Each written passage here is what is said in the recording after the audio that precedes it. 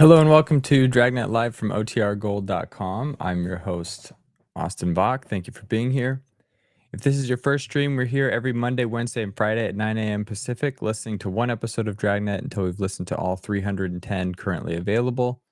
During each stream, you can participate in the comments here on the side by heading to the OTR Gold YouTube channel, and you can view that by either scanning the QR code right here or visiting this URL down below. Hello, Joshua, Michael, 7B, and AZ, Life with Roscoe, and Addie. Thank you.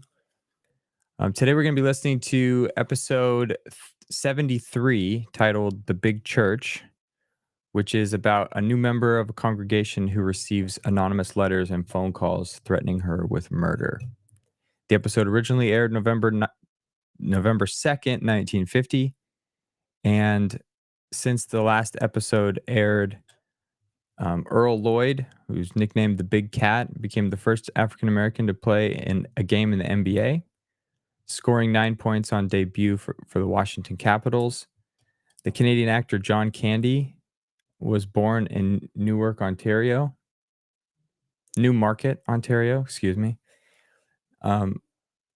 That same day, Jane Pauley, the American newscaster currently on CBS, was born in Indianapolis, Indiana.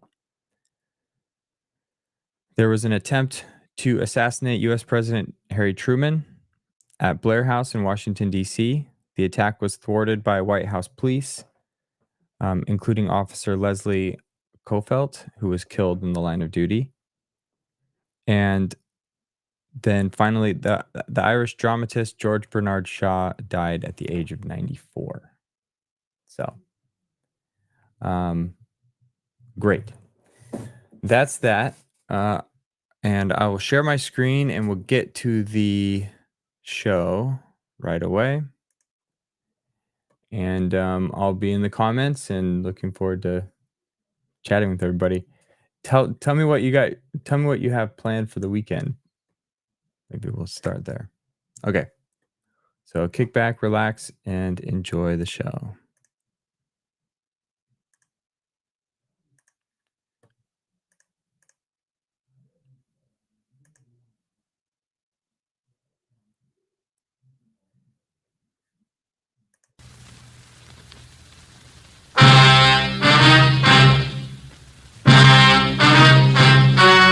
The story you are about to hear is true. Only the names have been changed to protect the innocent. Fatima Cigarettes, best of all long cigarettes, brings you Dragnet.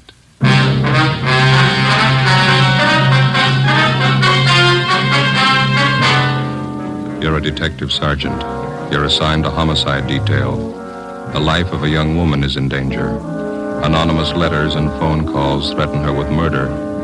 The notes bear the mark of a fanatic. Your job, stop them.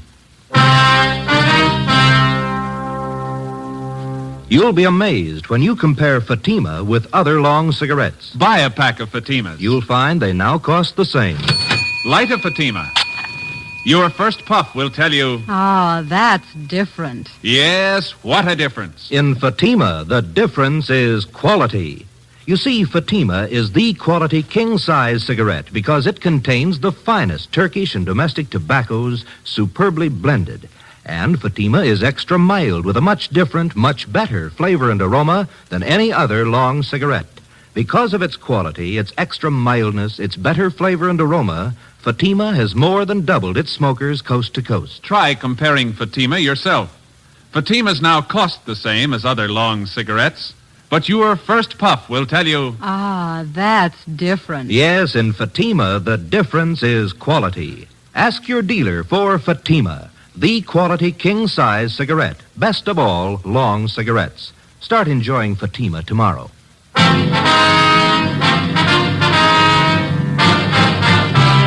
Dragnet, the documented drama of an actual crime.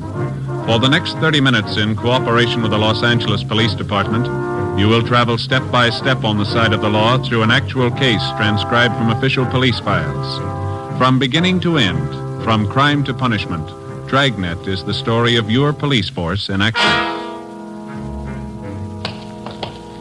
was Tuesday, March 8th. It was cold in Los Angeles. We were working the night watch out of homicide. My partner's Ben Romero. The boss is Captain Steed. My name's Friday. We were on the way out from the office, and it was 6:45 p.m. when we got to Greenwich Street. Number 318.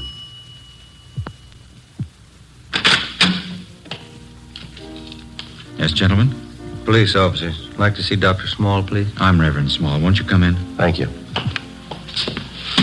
Here, let me take your hats, officers. I've been waiting for you. Oh, thanks. My name's Friday. This is my partner, Sergeant Romero. How do you do? I'm glad to know you. How do you do, sir? Hope we didn't interrupt your dinner. Oh, no. The organist, Brother Reber, and I were just running over a few hymns for the service tonight. Would you come this way, please, into the parlor? All right. As I mentioned on the telephone, I'm not much of a detective, but I think something should be done about this matter as soon as possible. Well, we'd like to get a few more particulars first, Reverend. When did you first find out about these threatening letters? Sister Dorothy Wilson. I think I told you about her. She came here to the rectory and showed them to me. She told me she's been getting them for the last 4 days, and phone calls, too. Mm-hmm. How long have you known this Dorothy Wilson? Is she one of your regular parishioners? Well, she first joined my congregation about a month ago. She's been in regular attendance at our services ever since. Is that the church next door, joining the rectory here? Yes, that's right, Sergeant. Second Reformed Church at the Holy Book. I founded it here about 3 years ago, and I've been pastor ever since. Have you ever had this trouble before? I mean, threats against the people who join your church? No, never any trouble at all. I wonder if you have those notes that Miss Wilson's been receiving, Reverend. Yes, right here at my desk. Let me see, Yes, here are the 5 Sister Wilson got. And here are the 2 that I received. Wonder if I could look at them. Yes, surely. Here you are. Thank you. Oh, would you excuse me for a moment? It's about time for Brother Reber to get over to the church. I'd better tell him. Certainly, Reverend. Didn't mean to hold you up. No, not at all. I'll be back in just a moment. All right, sir. What do they look like, Joe? Yeah, let's see. Postmarks here are March 4th, 5th, 7th, 8th. Come from different places around town, according to the postmark. There's Long Beach, a couple from Azusa, Glendale here. No return address on any of them. This notebook paper looks like to me this one. Isn't it to you? Yeah. And there's this other one here. Looks like some kind of wrapping paper. The writing's not too bad. Let's see. According to the postmark, this is the first one they got, I guess. Let me see. Dorothy Wilson, you are a sinner and you have led a sinful life. Yet you have the nerve to come into our church and make believe you're a Christian. Spelling sure is bad. Yeah. I have been coming to our church for a long time, and it is an outrage to have you praying in our temple. If you don't get out and stay out, I'm going to make sure you're taken care of for good. Look outside. Sister in the Lord. Must be some kind of a fanatic. We better run all these through the crime lab. Yeah. This one, maybe it's typewritten. Well, here, you read it. It's dated March 6th. Yeah, take this as a warning. Bring your sinful body to our church again, and your blood will run in the aisles. A life can be taken when God demands it. It could be yours. Sorry for the interruption, officers. A few things I had to remind Brother Reber of. Mm-hmm. Have you seen all the letters? Well, we're just checking them over, Reverend. It's certainly a terrible thing for our church. I hope we can keep the matter as quiet as possible. Yes, sir. I noticed 2 different signatures on these notes. Now, half of them are signed, a sister in the Lord. Yes. And the other half are signed, it's Brother D.R. Griswold. Yes, that's right. The first letter I got was from this Brother Griswold. His are the typewritten ones. You know anyone in your congregation with that name, Reverend? D.R. Griswold? No, I checked over my list of regular parishioners twice. If there is such a man, I don't know of him. Well, we can run that name through R&I anyway, huh, Ben? Mm-hmm.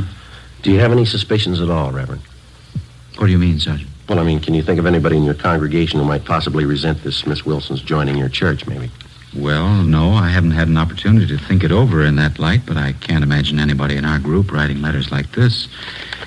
What's her background, Reverend? Do you know much about her? No, she's a quiet girl. She's very religious. Works as a stenographer at an office downtown. Helps support her mother. Will she be at church tonight? Yes, she's here already, helping to set up the chairs for the service. Why, would you like to talk to her? Yes, sir, if we could.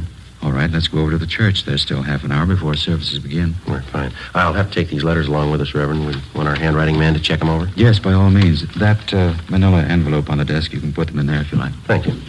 This one here? Yes. Okay. This way, officers.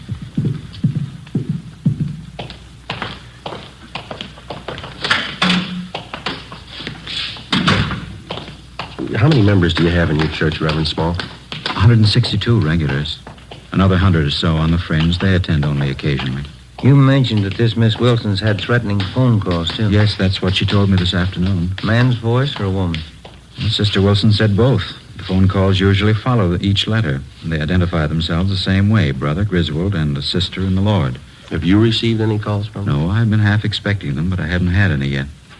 Here, shall we go in? Please. Here we are. Our seating arrangement's still temporary. We hope to have pews installed next year. Uh-huh. Nice church. Yes. Thank you. Oh, there's Sister Wilson. She is helping set up the chairs. If you'd like to wait in the choir's dressing room, I'll bring her in there to you. All right, thank you, Reverend. Let's go, Ben. This one, Joe? Yeah, this is it. Ought to open a few windows in here. It's musty. Yeah. What time do you say the services start? 7:30. It's, 5 minutes past 7 now. Officers? Yes, sir. Officers, this is Sister Dorothy Wilson. Sister Wilson, Sergeant Friday, How do you do, ma'am? Hello. and Sergeant Ramirez. That's Romero. Oh, I'm sorry. Sergeant Romero, Sister Wilson. Hello. Glad to know you. I guess you want to speak with Sister Wilson alone, do you? Well, we'd like to have you stay if you would, Reverend. Wonder if there's someplace where we could sit down. Yes, certainly, right over here in the anteroom. Fine. Yeah, this will be fine.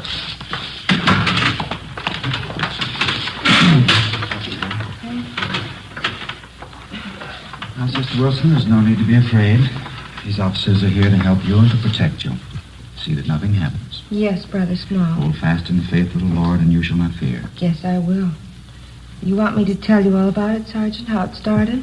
Well, if you please. Say, is it all right to smoke in here? Yes, of course. Go ahead. Anyone care for a second? No, thank you. No, thanks. Ben? Not right now. Okay, I'll leave the pack there if you want them. We've already looked over the letters that you received.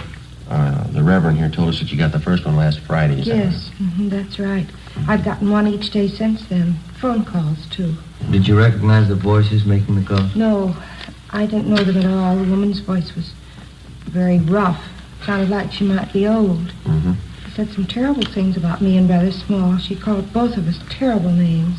Awful. The same with the man who calls? Oh, yes, sometimes he's even worse. None of the things they say are true, Sergeant. Not one word. Well, I'd like you to think carefully before you answer this, Miss Wilson. Is there anyone at all that you know in your neighborhood, or here at church, or at your work who might be doing this? Maybe somebody that you knew a few years ago, some acquaintance? Ever since it's happened, I've been trying to think of someone. I don't think I've ever met anybody who'd do this kind of thing. Well, how about a former boyfriend or a girlfriend who might be jealous of you for some reason? No. I did have quite a few boyfriends, just casual dates, nothing serious. They were always taking me out, dancing and out to parties. We went everywhere, but I was never interested in any of them. Well, were any of them upset when you stopped going out with them? A few of them were angry when I wouldn't marry them, but I don't think any of them would write those kind of letters. Do you think the whole thing might be some kind of a joke someone's playing? It's a pretty grim joke to go this far. Do you live by yourself, Miss Wilson? No, with my mother, but I don't want her to know anything about this. Well, I think it'd be wiser if you told her. No, she mustn't know. Mother's been ill lately, and if she found out, it might upset her an awful lot. She's not well at all. Help yourself to some of the water there, gentlemen. Miss Wilson, like a drink? Yes, please, I would. All right. Thank you. There you are. Anybody else? Reverend? Yes, please. Ben? Nothing. Okay. Thank you. Yourself. How about some of the church members, Miss Wilson? Have any of them been at all unfriendly to you since you started coming here? No, I don't think so. A few are pretty hard to get to know. They're shy, I guess. But none of them have been uncharitable. Then you don't think the threats are coming from anyone in the church? Well, if they are, I don't know who the person is. The way they say all those rotten things about me. They call me a sinner and a bad woman. Well, I guess I'm a sinner, like all of us are, but I'm not a bad woman. I'm going to church because I want to be born again of the light. But I've never killed anyone, and I've never been a bad woman. You believe me, don't you, Reverend? Yes, of course I do. Now, don't get yourself all upset, Sister Wilson. You think that's why they want to murder me, because I'm a sinner? You think that's why? Please, Sister Wilson, try and get your mind off of If they want to kill me because I'm a sinner, then why don't they want to kill all the sinners? Well, we're going to have a lot of homicides if they try.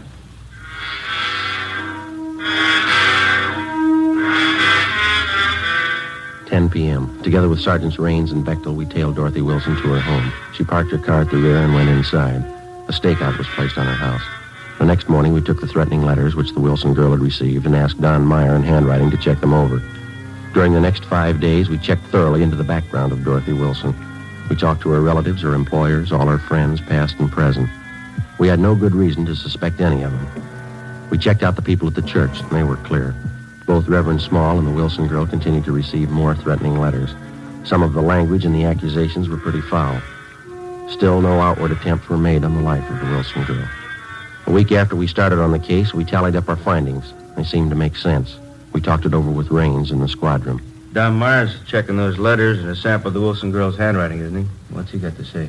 The letters written in longhand are signed to Sister and the Lord, and the typewritten letters are signed Brother D.R. Grizzle. Yeah, I know that. Don says all the letters were written by the same person. How's he figure? Well, similarities in phrasing, same mistakes in spelling, typewritten and longhand both. Signatures on the Griswold letters match the handwriting in the other letters. So they were only dealing with one suspect. And Don Meyer seems pretty sure of it, yeah. Well, how does the Wilson girl's handwriting check out? He's working on that. Where does that leave us? You've been on stakeouts at the Wilson girl's home a few nights. Haven't you noticed anything peculiar about the setup? How do you mean? Something that didn't fit, something that didn't quite jive? No, I don't think so. Well, just that business about her car, I thought that was a little out of line. Yeah, it struck us the same way. Girl always seemed frightened enough about the situation when she's around us, but when she thinks she's alone, it looks to me like she takes it a little differently. Yeah. Every night when she drives home, she parks the car in that dark garage. Must be at least 50, 75 yards from her house. Yeah. I've never seen her look particularly nervous and taking that long walk to her front door. I'm sure the normal reaction for a frightened woman would be to park the car right in front of the house and then hurry inside. She hasn't done that once. How about all those friends of hers you guys checked out? Anything there? Well, we've been staked out at her house, at the church, and her work. You know that. There's not a thing. Checked with some of her ex-boyfriends, too. Nothing there? Well, the Wilson girl told us that some of the boys had proposed to her. We couldn't find one who'd admit it. They all said she was a nice girl, but they didn't propose marriage. Those threatening phone calls are another thing. Both the pastor of the church and Dorothy Wilson got letters, but only the girl received a phone call. Yeah. Well, logically, if the Reverend got the letters the same time as the girl, he should have been getting phone calls, too. He hasn't received the one. Well, it could be accidental. Whoever wants to kill the girl might figure the Reverend would recognize his voice. Well, it's possible, but you remember that story that the Wilson girl gave us about her mother. Remember that? She didn't want her to know about the letters because her mother was sick. Well, we checked with her mother's doctor, and Mrs. Wilson hasn't been sick in 5 years. Yeah, how about that? What do you figure? I think the girl's a fake. Everything we knew about the case of Dorothy Wilson, everything we'd learned through questioning and observation seemed to point to one definite conclusion. Dorothy Wilson, for one reason or another, was writing the threatening letters to herself. As for the warnings that she got over the telephone, we only had her word for it. We took our findings to Captain Steed and laid out the case for him. He directed us to stay on it for a few more days until we could find enough evidence and testimony to prove out our theory. The following day, Dorothy Wilson received a letter more threatening than any of the previous ones. Reverend Small also received a copy of the same letter. Again, Don Meyer's opinion was that they were written by the same person.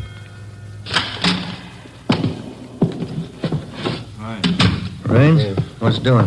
I don't know. Boys got any new theories? What do you mean? On the Dorothy Wilson case. Do we need one? Well, I don't think your old one's going to hold up. Why? What's the matter? She's at Georgia Street. Yeah. Somebody tried to kill her.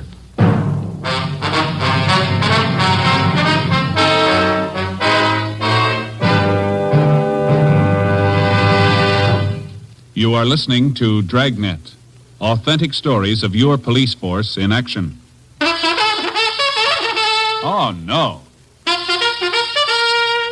Ah, that's different. Yes, what a difference. There's a difference you can hear, there's a difference you can see, but the difference in Fatima is quality. Yes, friends, when you compare long cigarettes, you'll find that in Fatima, the difference is quality. Quality of tobaccos, the finest Turkish and domestic varieties, extra mild and superbly blended to give you a much different, Much better flavor and aroma than any other long cigarette. Quality of manufacture. Smooth, plump cigarettes rolled in the finest paper money can buy. Quality even to the appearance of the bright, clean yellow package. Carefully wrapped and sealed to bring you Fatima's rich, fresh, extra mild flavor. Fatimas now cost the same as other long cigarettes, but your first puff will tell you, Ah, that's different. Yes, in Fatima, the difference is quality. Ask your dealer for Fatima, the quality king-size cigarette. Best of all, long cigarettes. Start enjoying Fatima tomorrow.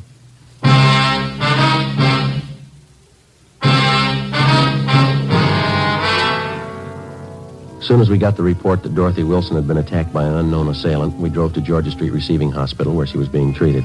Anderson and Bechtel from Homicide were standing by. We talked to the doctor, who told us that the victim had no serious injuries. She had 2 slight bruises on her upper arms and a slight bruise on her forehead. She complained of a headache. While the doctor made out his report, we questioned the Wilson girl. She told us that she'd gone to the Church of the Holy Book at 6 o'clock that night after work. She told us that she wanted to pray before the start of the regular service at 8:15 p.m.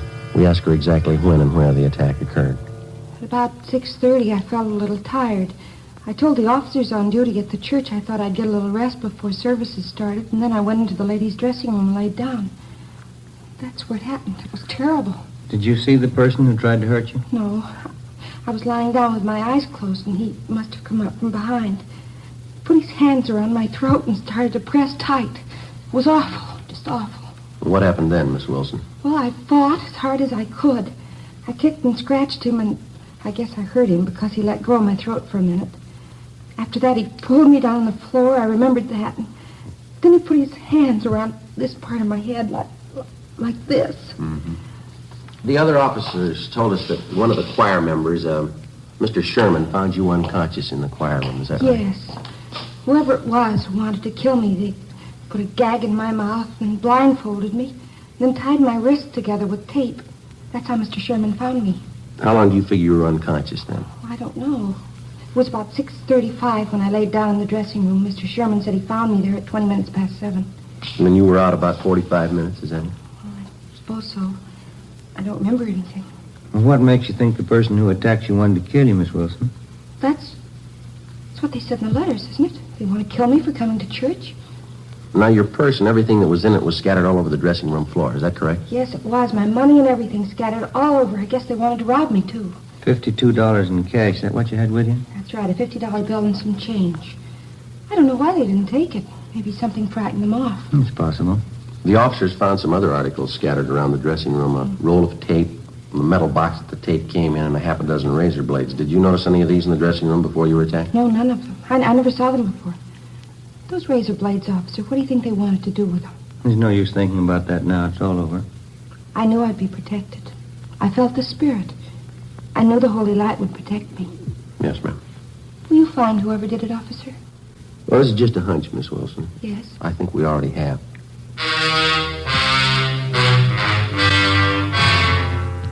Before we left Georgia Street, we talked to the doctor in charge and got a release for the patient. Dorothy Wilson agreed to drive back with us to the office to make out a crime report. On the way, she seemed to lose most of her nervousness. She was relaxed and she talked quite a bit. Religion's a great comfort to me, Sergeant. I think it's a great comfort to anybody, don't you? Yeah, I do. Maybe I'm different from most girls, but I get an awful lot out of my church. It's like Brother Small says, you have to be born again of the holy light if you really want to live. Don't you think so? That's right. I don't know what I'd do if it wasn't for my religion. No, I used to have a lot of boyfriends. Of course, I don't care for any of them anymore, but when I was younger, they were always taking me out all the time. Yes, so? Yes, I had a good time when I was younger, going out to dinner, dancing, parties. Fellas were taking me out all the time. Of course, that was when I was younger. You're not much over 25 now, are you, Miss I'll be Wilson? 27 in August. That's pretty old for an unmarried girl, but I'm not worried. You get interested in more important things when you get older, isn't that right? Oh, yes, that's right. I remember when I was in junior college, how boy crazy I was. I remember that junior prom I went to.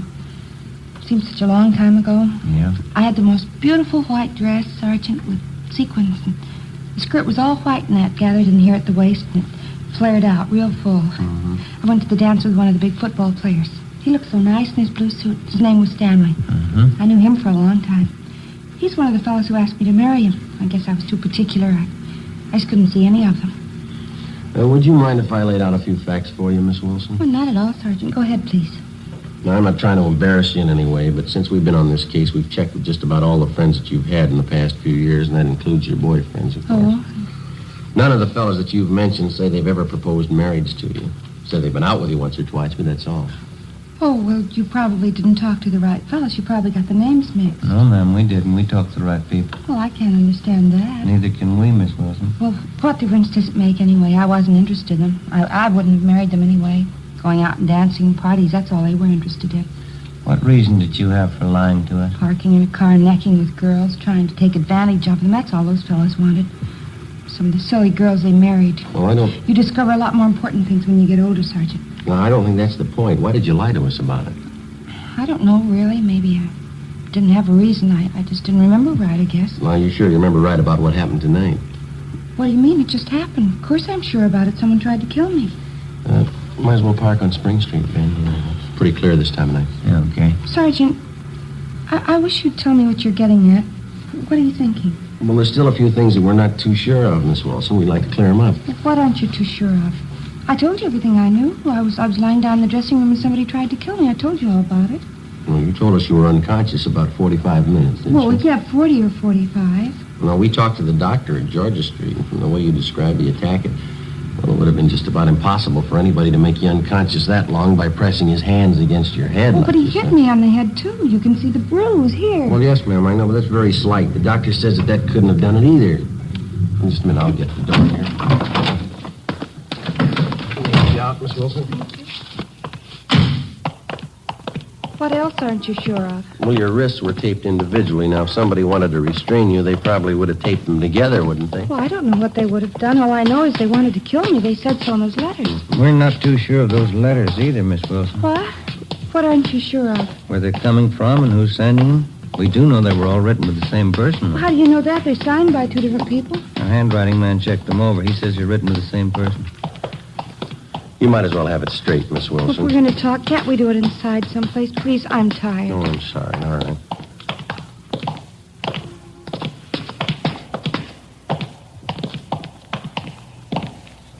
Hey, Joe. Yeah.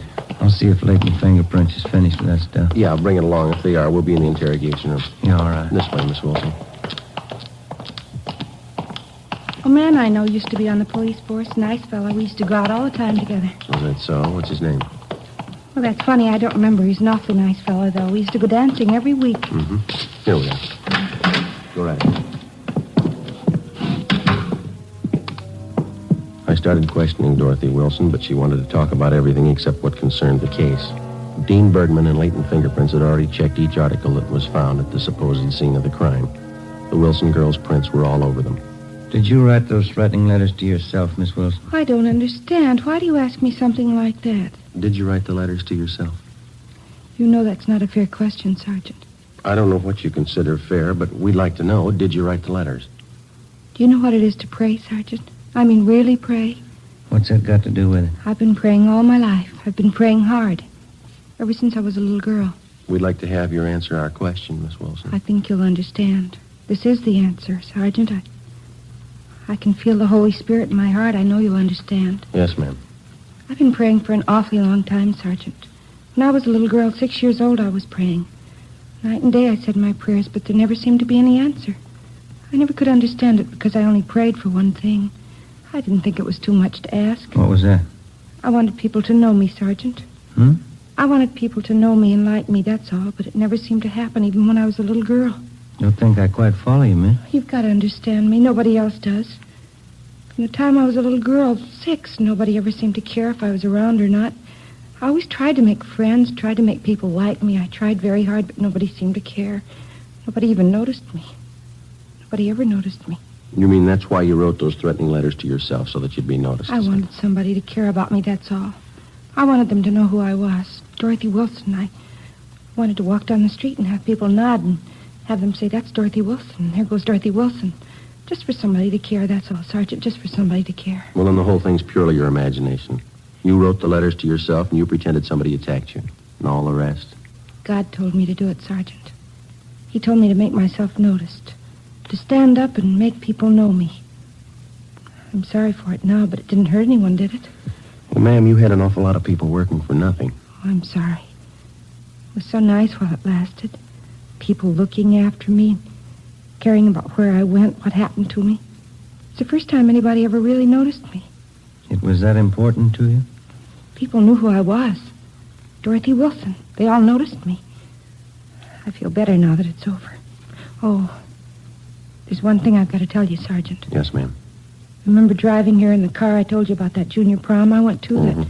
That time I had a beautiful white net dress with a full skirt, the beautiful new white dress. Mm-hmm. Yes, ma'am, I remember. What about it? Well, it was really pink organdy, an old dress. I knew you'd find out. That's why I had to tell you. Yeah. I didn't want you to think I was a liar. The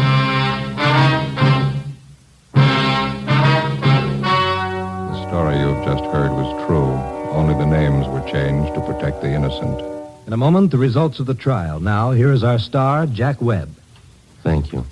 Dragnet's mail this week has included cards from some of you listeners saying that your dealer is out of Fatima's. Thank you. We've done something about that. Now, if any more of you find a dealer fresh out of Fatima's, send me his name and address, and we'll do something about that, too. Write me, Jack Webb, Post Office Box 951, Hollywood. And, Mr. Dealer, don't wait a day. Step up your orders for Fatima. Get in on this ever-increasing demand for the quality long cigarette.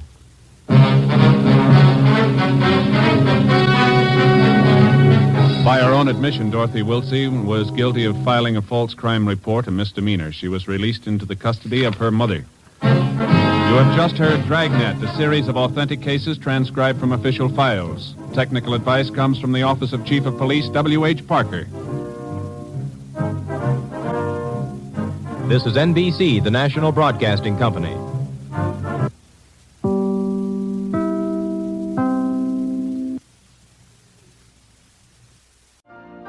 You've been listening to the OTR Gold Network. Find more classic radio at otrgold.com.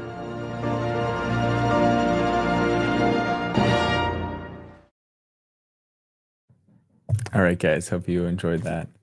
I put a sarcastic response for here. The question was, I had posed the question, what are the penalties for filing a false police report and wasting everybody's time?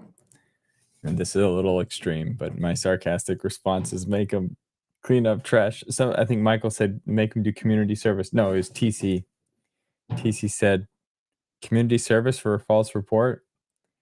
Yeah, the just thing would be make them pick up trash for as long as the cumulative amount of wasted time for people. But that'd be a little extreme in some cases because that can balloon very quickly. But moral of the story today, don't file false police reports because it takes away resources from legitimate crimes. But I'm sure everybody knew that. Yeah,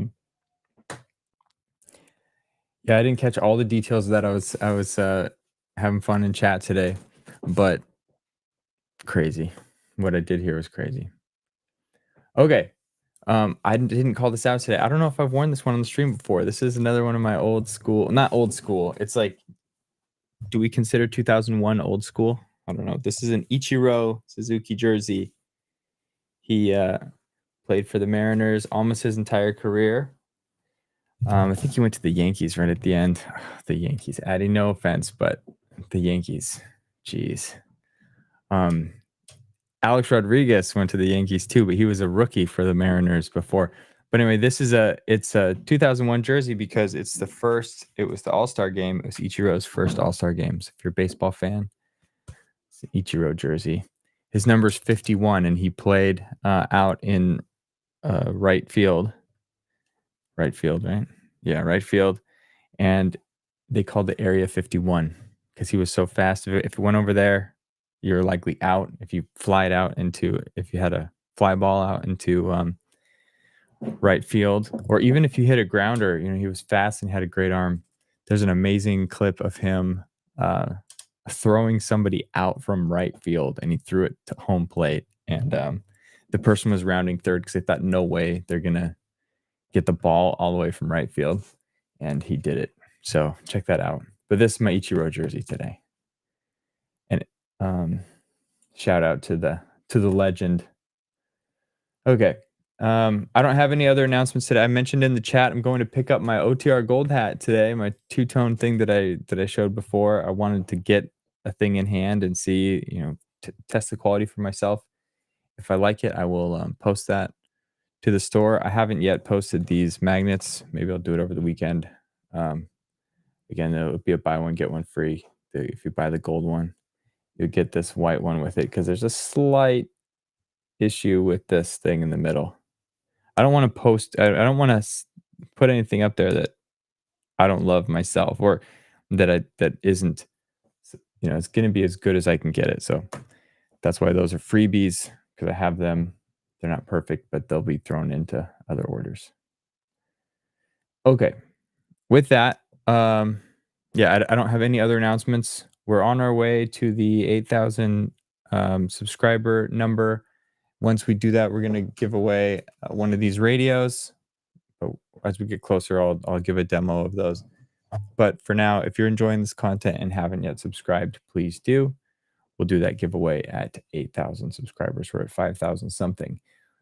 And then I guess the other announcement that I do have is at the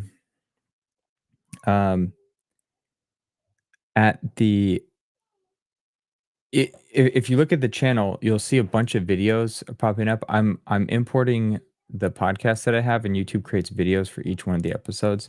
So you'll see the video count just kind of it'll grow pretty quickly on the channel as I'm importing those. As all the videos get imported for a podcast, I will make the podcast playlist itself available. So right now you'll see videos for suspense, some for Gunsmoke, but if you click on the podcast tab, you won't see those. They'll appear once all those videos are up. So anyway, a movie tonight. We're not going to be doing a movie tonight, but we'll do something monthly like that. We just got to do it, but not this weekend. I'm busy. But thank you all for being here. Hope to see you all on Monday. Have a great weekend. See you then.